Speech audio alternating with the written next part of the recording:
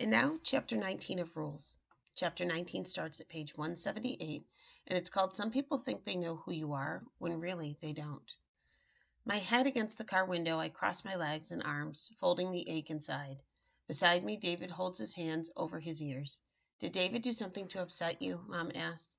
Unbelievable. I look up to the rearview mirror. You were supposed to watch him. You promised. I could see him, she said. He wasn't doing any harm. He was opening doors. So what? He opened one door. Her eyes flashed to mine in the mirror. For goodness sakes, Jason's family understands. Understands what? That we're as different as they are? Is that supposed to make it okay? Shh, Mom says, her eyes moving to David. I look at him, wishing he'd take his hands off his ears and say, I'm going to be all right, Catherine, don't worry. Or I'll try harder next time. Or even, I'm sorry. But he only sits, rocking gently, a faraway smile on his face.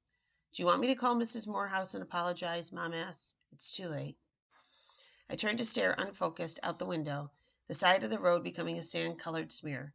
Jason asked me to the community center dance. When I said no, he asked if I was embarrassed about him. Are you? Mom asks. No. Well, the rest of the world isn't like the clinic. Other places people stare, or they hurry away, and I know what they're thinking. Oh, isn't that too bad? Or, what's wrong with that kid? Or, whew, I'm glad that's not me. I just get so sick of it. Just because other people think something does not make it true. Maybe there's some truth in that, but it's unsatisfying, bitter-tasting truth. I glance at David. It doesn't make it easy either. No, it doesn't make it easy. David stops rocking and gives me a fleeting look. I'm sorry, Frog. For once, Mom doesn't correct him. At home, Mom says she has to drop paperwork off at a few clients' houses. You can both come, or you can babysit David. I'll babysit. I've had enough of David at other people's houses for one day. I dump a puzzle on the living room floor, glad for the simple right and wrong of a simple, perfect fit. Where's the sky, Frog? David asks beside me. I hunt for sky blue and cloud white pieces. First the top left corner, then another straight edge piece of blue. I hold up a cloud. I think this is next. David's hand shoots out, grabs the piece from my fingers, and snaps it in place. Piece by piece, the sky appears, a put-together line of blue and white.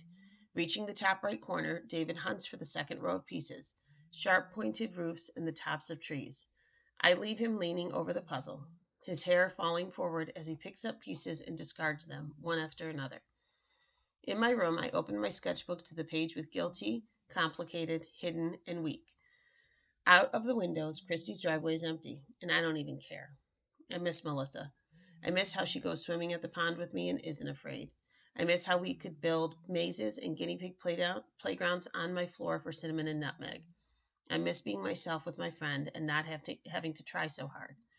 If she were home, I could tell Melissa everything about Jason and Christy, and she wouldn't laugh unless I did. Fix it? David stands behind me. I didn't even hear him come in.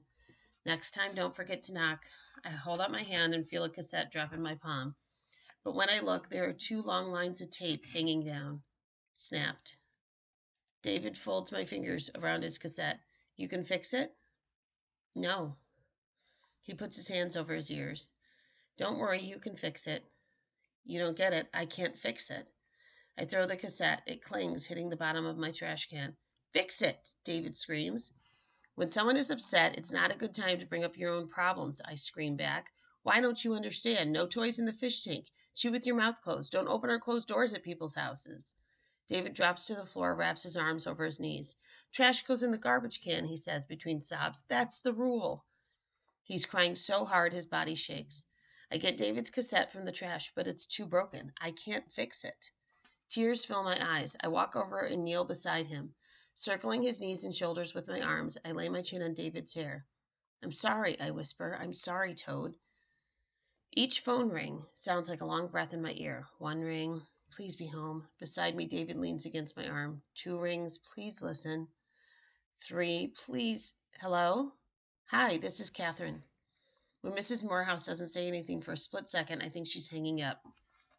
But somehow I squeeze the words around the lump in my throat. Can I talk to Jason? Mrs. Morehouse pauses. Just a minute. I wait, waiting, my heart throbs. Please, please, please. Catherine, Mrs. Morehouse says, he doesn't want to come to the phone. Would you tell him something for me? Would you tell him I'm sorry and I'd like to invite him to the dance tonight? She sighs. I don't know. I'll be there in an hour. Please tell him I really want him to come. I give her the details, even though she won't even promise to tell him. Hanging up, I say to David, now we're calling Dad. The pharmacy worker who answers the phone tells me Dad's busy, but I say it's an emergency. Catherine, what's wrong? Dad asks. You need to come home, I say. But on the way, you need to stop at the mall and buy a cassette of Frog and Toad Together by Arnold Lobel. It's very important. Are you writing this down? Catherine, I have to. We matter too, I snap. You need to buy Frog and Toad Together by Arnold Lobel, and you need to buy a new cassette player and come home now. Of course you matter. Just give me a few. I hang up. After changing into my favorite jean skirt and black tank top, I sit on the front porch with David, brushing my hair and watching the road. 23 cars later, Dad is in the driveway. Come on, David. I take his hand. I'm going to a dance. And that's where the chapter ends.